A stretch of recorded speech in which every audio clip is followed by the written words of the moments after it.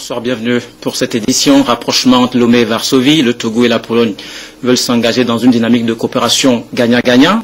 Au cabinet du ministère des Affaires étrangères du Togo, le ministre Robert Doucet et la vice-ministre polonaise des Affaires étrangères ont posé les jalons de ce partenariat qui sera concrétisé dans les tout prochains jours par un accord officiel et multiforme de coopération. La diplomatie, les secteurs bancaires et industriels sont principalement ciblés. Luc Assi, Augustin Kossi, Ramdan Bassina.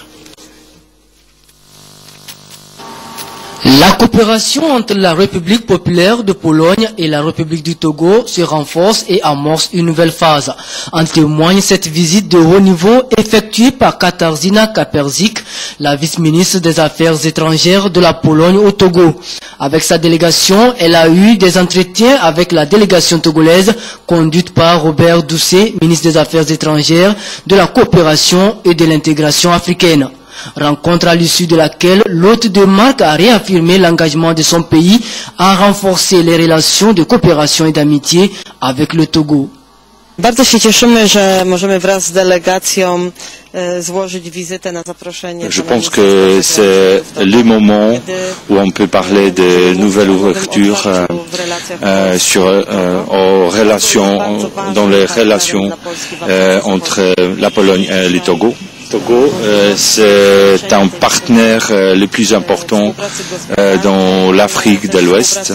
Avec le ministre des Affaires étrangères du Togo, aujourd'hui on avait une réunion où on a parlé comment on peut augmenter la coopération entre le Togo et la Pologne, pas uniquement dans le domaine politique, mais aussi dans le domaine économique, culturel, échange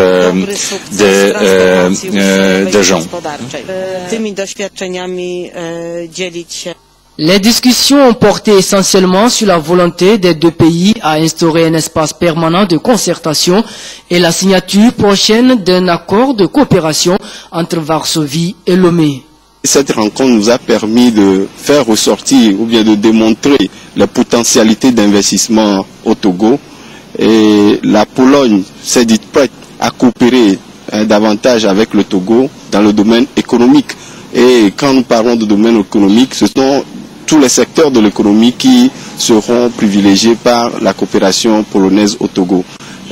Nous avons échangé sur le secteur agricole où la Pologne dispose d'une grande expertise et cette expertise-là sera mise à la disposition du Togo. Nous avons parlé de la coopération culturelle également.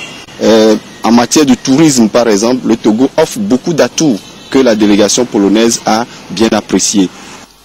Ces échanges ont également permis aux deux délégations de discuter sur des sujets liés à la diplomatie économique, une nouvelle vision de gouvernance au service du développement.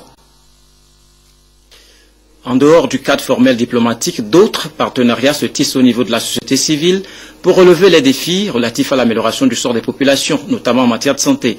En témoigne cette opération dénommée Semaine marathon de lutte contre la drépanocytose, organisée par le collectif des associations de drépanocytaires en collaboration avec l'association Espoir de Vivre basée en France. C'est du 9 au 13 novembre prochain. Augustin Kossi, Carmen Madjé, Akapo. La drépanocytose, une maladie héréditaire liée au sang, souvent causée par l'altération de l'hémoglobine. Qualifiée de maladie de la race noire, elle touche plus de 50 millions dans le monde. Au Togo, on estime le nombre de drépanocytaires à environ 250 000. La plupart vivent dans l'ignorance et plus de la moitié décèdent prématurément. Une semaine du 9 au 13 novembre prochain est dédiée à la lutte contre cette pathologie dite mortelle. L'opération est organisée en partenariat avec l'association Espoir de Vivre basée en France. On est venu juste d'abord pour faire la conférence qui a pour but d'informer aux jeunes.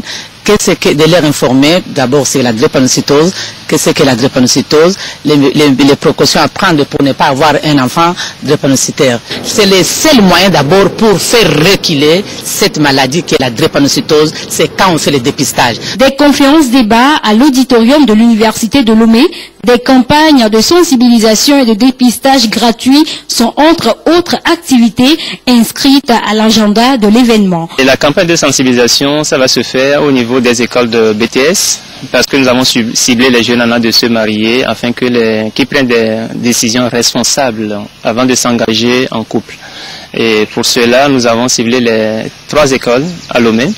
Et ce sera fait gratuitement dans ces écoles-là. On va faire un prélèvement et les résultats seront sortis. On va retourner le leur distribuer dans leur école. Et nous avons également un objectif derrière.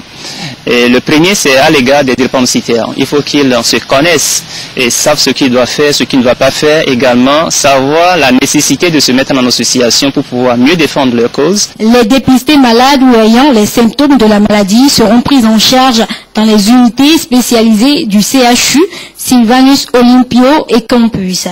Les coûts de traitement seront réduits de moitié dans le contexte de cette campagne qui va couvrir la région maritime et le Grand Lomé.